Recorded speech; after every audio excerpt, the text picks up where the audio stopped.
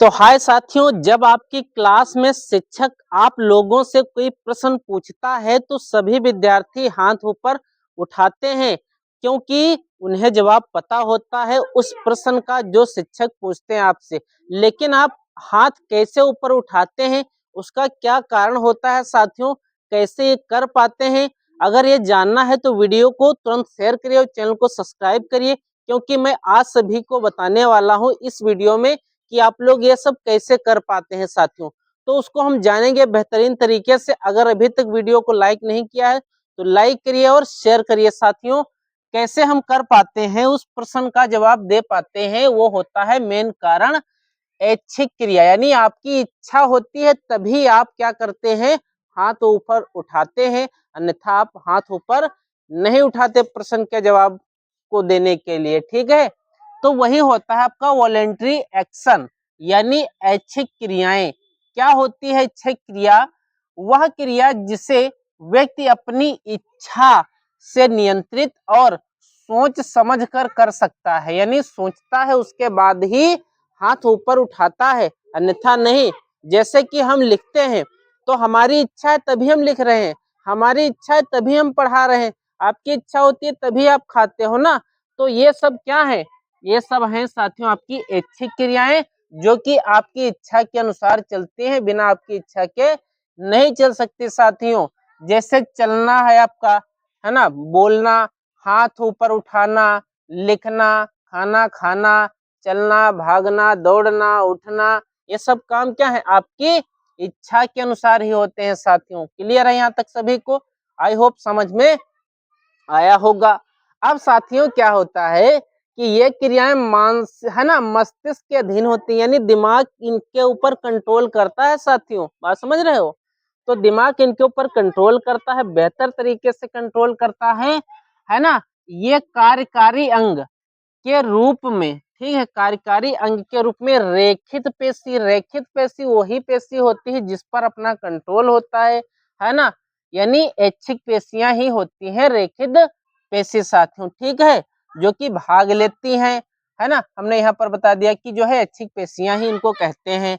जैसे बाहों की पेशियां, बात समझ पा रहे हो, टांगों की पेशियां, गर्दन, कंधे, चेहरे की पेशियां, जीभ की पेशियां, है ना, ये सब क्या है, ये रेखित पेशियां ऐच्छिक पेशी है साथियों। क्लियर है? ये कुछ समय के बाद क्या हो जाती हैं, थक जाती हैं साथियों। क्या हो जाता है? थक जाती हैं। क्लियर है? और उन्हें रिलैक्स की जरूरत होती है। बात समझ पा रहे हो?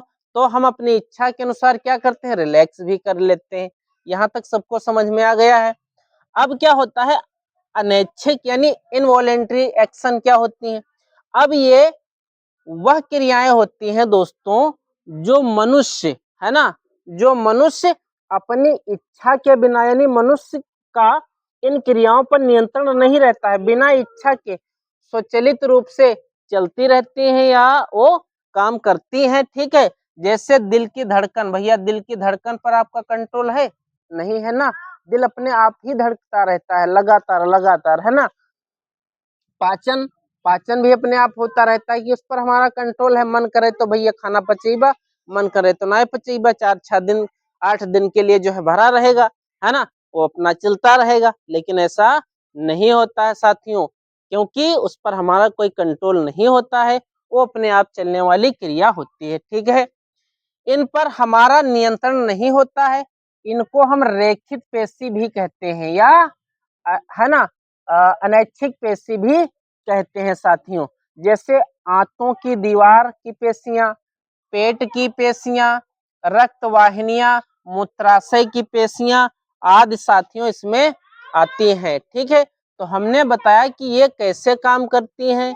बिना आपकी अनुमति के ना होने वाली क्रिया जो है ऐच्छिक है ना, और बिना अनुमति के चलने वाली अनैच्छिक है साथियों। तो यहाँ तक आई होप आप लोगों को समझ में आया होगा। अगर वीडियो आपको पसंद आ रही है तो तुरंत शेयर करो और चैनल को सब्सक्राइब करो। ठीक है, अब भैया देख लेते हैं इसके आगे का जो कुछ और प्रोसेस है, उसको भी हम समझते हैं बेहतर तरीके से। तो अब साथियों बात करेंगे हम ऐच्छिक और अनैच्छिक क्रियाओं में अंतर। साथियों क्या होता है, इनकी विशेषताएं क्या होती हैं, जिसके आधार पर हम इनमें डिफरेंस समझेंगे साथियों। ठीक है, तो अगर इसका नियंत्रण की बात करें, यानी इसकी अगर क्वालिटी की विशेषता की बात करें, तो मस्तिष्क की इच्छा के बिना चलती है कौन सी? अनैच्छिक क्रिया। और ऐच्छिक क्रिया मस्तिष्क की इच्छा से नियंत्रित होती है, यानी मस्तिष्क की इच्छा के अधीन रहती हैं साथियों। उदाहरण की अगर हम बात करें, जिससे दिल की धड़कन है, पाचन है, सांस लेना है ना, ये सब क्या है? अब अनैच्छिक क्रियाएं हैं। क्या है? अनैच्छिक क्रियाएं हैं। और ऐच्छिक में क्या आता है? चलना, खाना खाना, उठना, बैठना, लिखना, ये सब क्या है? ये ऐच्छिक क्रिया में आता है साथियों। अगर हम स्वभाव की बात करें, तो बिना सोच समझ करके अनैच्छिक क्रिया होती है। ठीक है, बिना सोचे फटाक से काम कर दिया हमने। और सोच विचार कर काम करने वाली जो क्रियाएं होती, वो होती है ऐच्छिक क्रियाएं साथियों। ठीक है। अगर मांसपेशियों की हम बात करें, तो इसमें होती हैं चिकनी मांसपेशियां, है ना, जैसे हार्ट हो गया आपका, स्टमक हो गया, ये सब चिकनी है। और इसमें क्या है? इसमें कंकाल मांसपेशियां आती हैं, कंकाल वाली मांसपेशियां इसमें आती हैं साथियों। ठीक है, यहाँ तक सबको समझ में आ गया होगा, हमने आपको बेहतर तरीके से समझाया साथियों। अगर हम बात करें रिफ्लेक्स एक्शन की, तो क्या होता है रिफ्लेक्स एक्शन? जैसे कि हम, अगर हमारे कोई एक चाटा मारता है ना, तो हम क्या करते हैं? तुरंत एक्शन ले लेते हैं। बात समझ पा रहे हो? जैसे कैसे समझते हैं? अगर आपके नंबर कम आए साथियों, है ना, तो क्या होता है कि घर में अगर कोई आपके चाटा मारता है, आपके माँ बाप अगर चाटा मारते हैं, तो आप एक्शन नहीं लेते हो। अगर कोई दूसरा मारता है ना, तो तुरंत आप रिएक्ट कर देते हैं, तुरंत एक्शन ले लेते हैं साथियों। वो होता कैसे? उद्दीपन के कारण होता है साथियों, स्टिमुली के कारण होता है। यानी किसी उद्दीपन के प्रति होने वाली स्वतः तंत्रिका माध्यता तीव्र अनैच्छिक अनुक्रिया प्रतिवर्ती क्रिया कहलाती है साथियों। ठीक है, यहाँ तक सबको समझ में आ गया है। प्रतिवर्ती क्रिया को संपन्न होने के लिए क्या क्या होना आवश्यक है? उद्दीपन होना आवश्यक है, ग्राही अंग आवश्यक है, संवेदी अंग आवश्यक है, और केंद्रीय तंत्रिका तंत्र यानी CNS होना आवश्यक है साथियों, और भाग उसके। ठीक है, और फिर आता है आपका प्रेरक तंत्रिका तंत्र। ठीक है, और फिर आपका आता है कार्यकारी अंग साथियों। ये किसके लिए? प्रतिवर्ती क्रियाओं के लिए होना आवश्यक है साथियों, जो कि बहुत ही इंपॉर्टेंट है साथियों। ठीक, तो इसको आप आसानी से याद रखिए, भूलिएगा मत, पेपर में बहुत जरूरी है, आते ही आते हैं बेटा। ठीक, अब हम साथियों बात करेंगे प्रतिवर्ती चाप की। ये क्या होता है साथियों?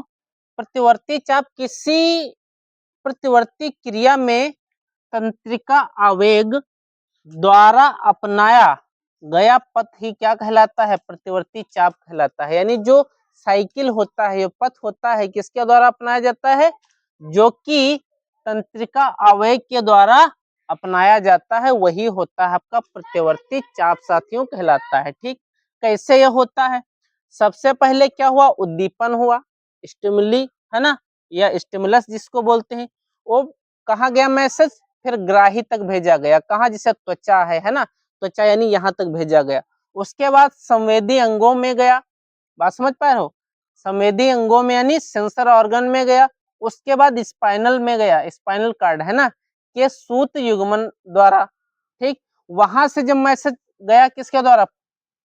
प्रेरक न्यूरॉन के पास गया, फिर कार्यकारी अंग के पास जाता है यानी पेशियां, फिर उसके बाद प्रतिवर्ती चाप यानी एक्शन हम कर देते हैं। बात समझ पा रहे हो? जैसे हमने क्या किया, किसी गर्म चीज पे हाथ रखा, और वहां से जो था मैसेज कहाँ गया? ग्राही यानी त्वचा के पास गया, फिर सेंसर ऑर्गन जो थे उनके पास गया, फिर स्पाइनल तक गया, फिर स्पाइनल के बाद प्रेरक न्यूरॉन के पास गया, फिर फटाक से कहा मांसपेशियां, और फिर प्रतिवर्ती क्रिया यानी यहाँ से तुरंत बैकिंग हुआ और फटाक से एक्शन हो गया साथियों। ये होता है आपका रिफ्लेक्स आर्क साथियों। ठीक है, आई होप समझ में आया होगा। अब क्या है, ऐसा कि आप चित्र में भी देख सकते हैं, प्रतिवर्ती क्रियाएं रीढ़ रज्जु के द्वारा संपादित होती हैं। किसके द्वारा? रीढ़ रज्जु के द्वारा, यानी स्पाइनल कॉर्ड के द्वारा। इससे मस्तिष्क का कोई संबंध नहीं होता है। क्रिया के पश्चात मस्तिष्क को इसकी सूचना भेज कर, है ना, भेज दी जाती है या प्रेषित कर दी जाती है। ये दो प्रकार की होती हैं। कौन कौन सी होती हैं? एक होता है अनुबंधित प्रतिवर्ती क्रिया, इनका नियंत्रण मस्तिष्क करता है, बाद में नियंत्रण कौन करता है? स्पाइनल कार्ड यानी मेरुरज्जु के द्वारा होने लगता है। जैसे कि भोजन देखकर मुंह में पानी आना, ठीक है, जब हम किसी चीज को अच्छी चीज को देखते हैं तो मुंह में पानी आने लगता है, ठीक है।